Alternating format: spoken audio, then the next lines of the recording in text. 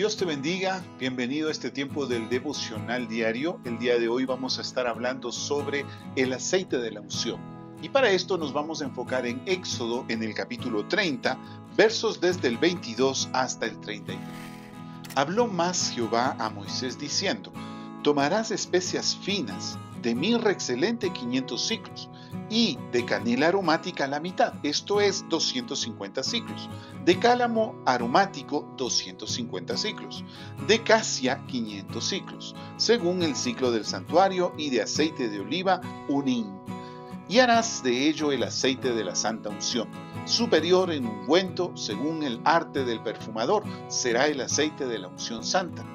Con él ungirás el tabernáculo de reunión, el arca del testimonio, la mesa con todos sus utensilios, el candelero con todos sus utensilios, el altar del incienso, el altar del holocausto con todos sus utensilios, y la fuente y su base. Y así los consagrarás, y serán cosas santísimas. Todo lo que tocare en ellos será santificado. Ungirás también a Aarón y a sus hijos, y los consagrarás para que sean mis sacerdotes. Y hablarás a los hijos de Israel, diciendo: este será mi aceite de la santa unción por vuestras generaciones. Sobre carne de hombre no será derramado, ni haréis otro semejante conforme a su composición. Santo es, y por santo lo tendréis vosotros. Cualquiera que compusiere ungüento semejante y que pusiere de él sobre extraño será cortado de entre su pueblo.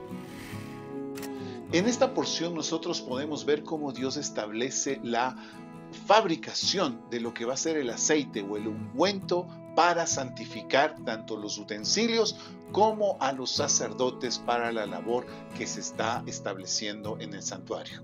Ahora, los elementos son muy concretos y son de difícil adquisición. En primer lugar, se habla de 5 kilos de mirra virgen, es decir, aquella que salía de manera natural del árbol. El árbol de por sí comenzaba a expeler esta resina de su corteza y eso se recogía y eso era lo que se vendía. Esta era la mirra virgen, mientras que la mirra natural era la que se producía cortando la corteza del árbol y en cierto modo forzando al árbol para que diera esta resina. Así que la primera, que se necesitaba mucho más tiempo y paciencia para su fabricación, era de un costo mucho más elevado. También se nos dice que se requería 2,5 kilos de canela. Para nosotros es muy sencillo conseguir la canela, pero en ese tiempo la canela venía de Extremo Oriente y el costo por el transporte era bastante elevado. De igual manera se menciona 2,5 kilos de cálamo aromático.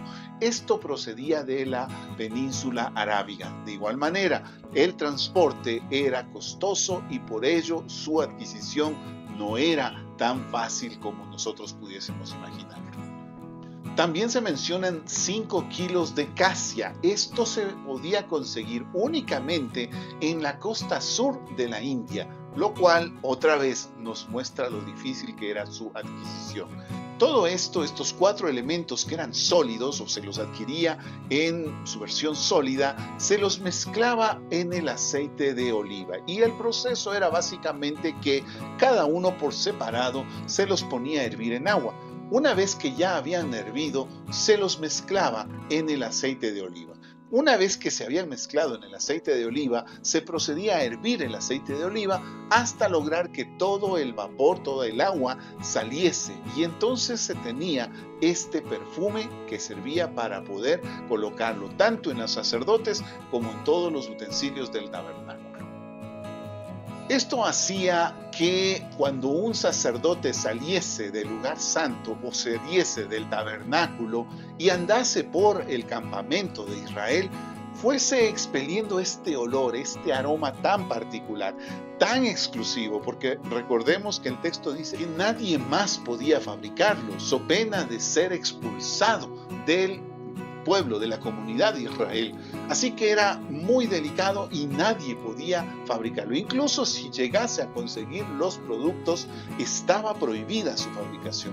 Así que cuando un sacerdote salía y se paseaba por el campamento, su aroma llegaba a todas las personas y ese aroma inmediatamente les recordaba al tabernáculo. todos inmediatamente identificaban ese aroma con el tabernáculo. Algo parecido nos dice el texto del Nuevo Testamento que sucede con los que hemos creído en Cristo Jesús. En 2 de Corintios, en el capítulo 2, versos 14 al 16, nos dice lo siguiente: mas a Dios gracias, el cual nos lleva siempre de triunfo en triunfo en Cristo Jesús, y por medio de nosotros manifiesta en todo lugar el olor de su conocimiento. Porque para Dios somos grato olor de Cristo en los que se salvan y en los que se pierden, a estos ciertamente olor de muerte para muerte, y a aquellos olor de vida para vida. Y para estas cosas, ¿quién es suficiente? Este texto bíblico nos muestra que nosotros, como hijos de Dios, al haber recibido a Cristo como Señor y Salvador, por donde vamos, estamos emanando ese aroma de Cristo, estamos difundiendo esa presencia de Dios en nuestras vidas. Eso es algo que está en nosotros porque hemos buscado hacer la voluntad de Dios. Evidentemente, el que no está comprometido con Cristo, aunque vaya a una iglesia, no va a suceder lo mismo.